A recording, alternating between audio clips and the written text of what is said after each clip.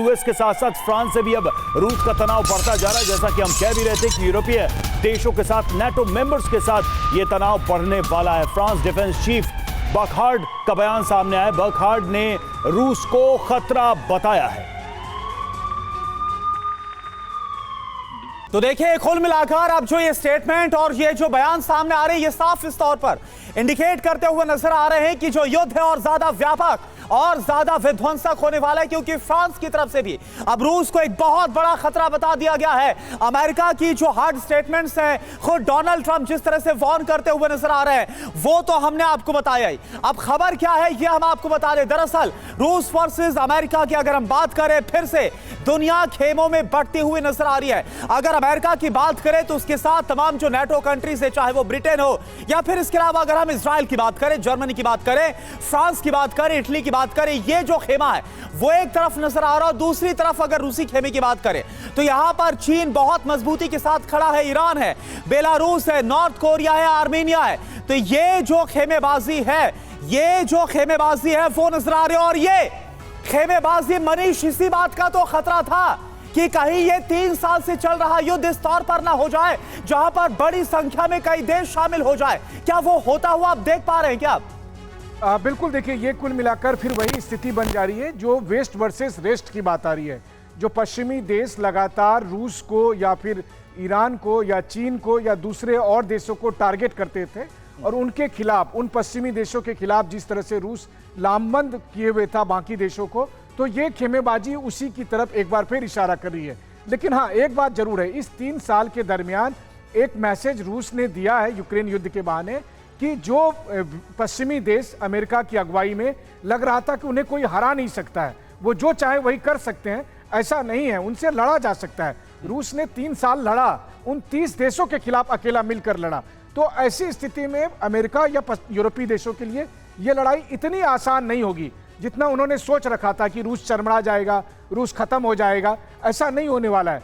रूस और बाकी देश भी अमेरिका और यूरोपीय देशों का उसी तरह से मुकाबला करेंगे। अब सवाल यह है कि कौन कितना बर्बादी सहने को तैयार है। बिल्कुल मनीष, परिणाम तय होगा। पुतिन की लीडरशिप और रूस की ताकत का अंदाजा अमेरिका और नेटो को हो गया और शायद यही वजह है कि नेटो अपने भविष्य के जंग की बड़ी तैयारी में लग चुका है। नेटो कर रहा है जंग की बड़ी तैयारी और अमेरिकी मेजर जनरल रैफर्टी ने यह बयान दिया है, नेटो को चाहिए लॉन्ग रेंज मिसाइल ताकि वो इस युद्ध में रूस को अंदर तक चोट पहुंचा सके।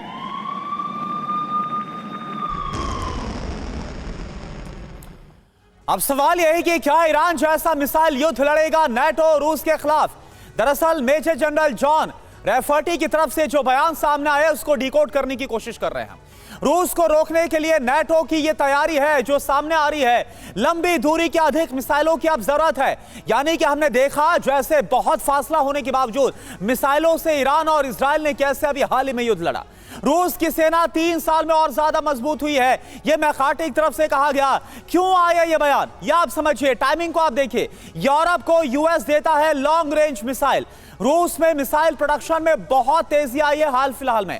ईरान युद्ध में मिसाइल पावर का असर दिखा, किस तरह से इजराइल में विध्वंस मचाया यह देखा। यूरोप ने भी यूक्रेन एयर डिफेंस को लगातार मजबूत कर रहा है। रवि, बिल्कुल, और यह साफ दिखाई दे रहा है कि आने वाले युद्ध की तैयारी नेटो कर रहा है। भारद्वाज सर, यह तैयारी सिर्फ और सिर्फ इसलिए हो रही है कि रूस को काउंटर करना है, रोकना है, या रूस के साथ एक खुला ओपन वॉर करना है नेटो को? आप इसे कैसे देखते हैं? यानी कि लिमिट करना है रशिया को या फिर एक ओपन वॉर में चैलेंज करना है? एट द एंड की जो ये सारी तैयारी चल रही है उसका आखिरी मकाम यही है कि रूस के साथ एक बड़ा फाइनल वॉर।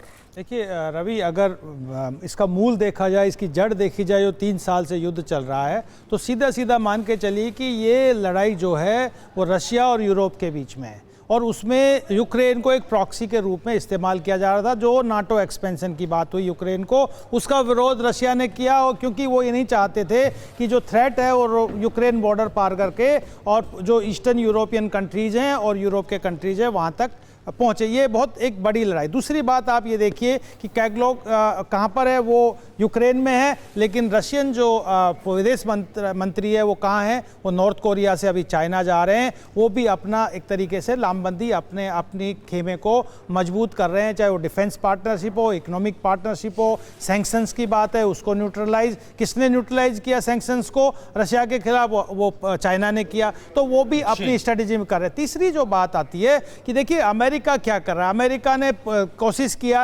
सहलाने की कोशिश किया कि रशिया को कॉन्फिडेंस में लेके चाइना से अलग कर दे और क्रिटिकल मिनरल्स पे पहुंच जाए। अब वो रशिया क्या काम कर रहा है, वो कोऑर्सिव डिप्लोमेसी में काम कर रहा है। यानी संजय भारद्वाज सर अमेरिका अपने सारे कार्ड्स को आजमा कर देख चुका है और कुछ भी काम नहीं आया, तो आखिरकार अब वही कर रहा है जो बाइडेन ने किया था, और ज्यादा वो आक्रामक हो रहा है। और इसका क्या असर होगा, परिणाम ये देखना होगा।